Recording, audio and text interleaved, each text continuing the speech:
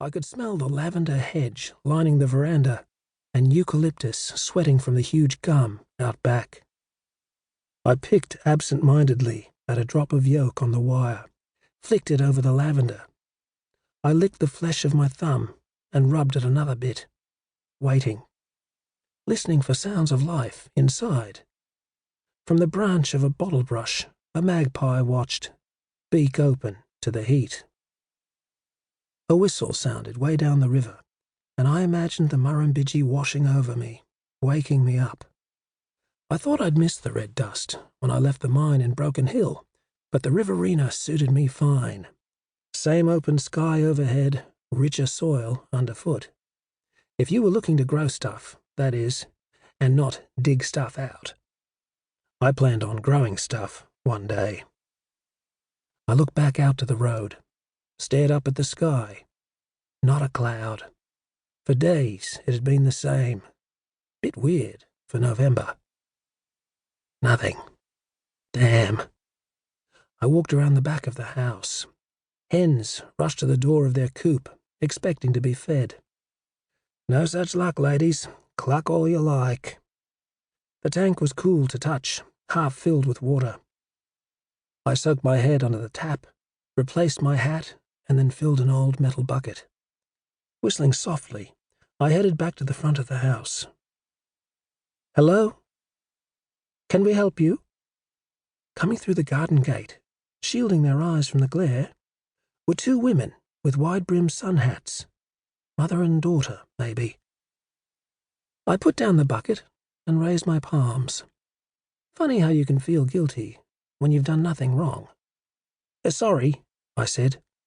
Some kid threw eggs at your house. I was just getting water from your tank to clean it off. I hope you don't mind. Sorry, I'm Wally Shiers. I was babbling, embarrassed, for me, for them. Their eyes moved from me to the porch, and I realized they hadn't noticed the egg. Too shocked by some random bloke in their yard, I suppose. The older woman said something, and I noticed a slight German accent. Now the egg made sense. They stood there, taking it in, the mess, the meaning, the meanness of it all.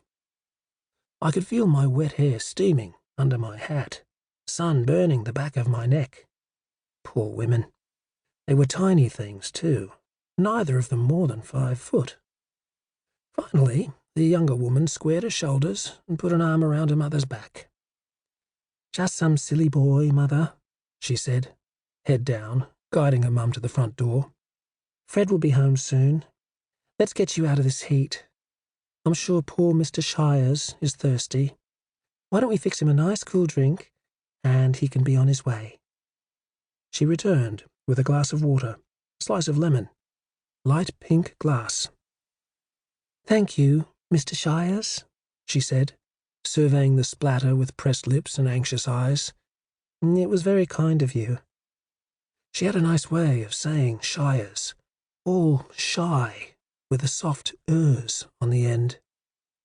Don't mind giving you a hand, I said, staring into the glass between sips. We'll get it cleaned off in no time. We worked silently for the most part, her on one side of the porch and me on the other, both careful not to meet at the bucket in the middle. I'm Helena Alford, she said at last. Can't believe you're helping me scrub egg off our porch, and you don't even know my name.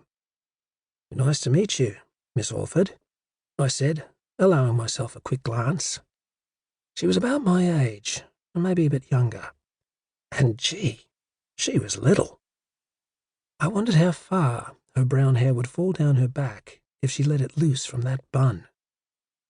Silence again. The smell of grass drying, dying already.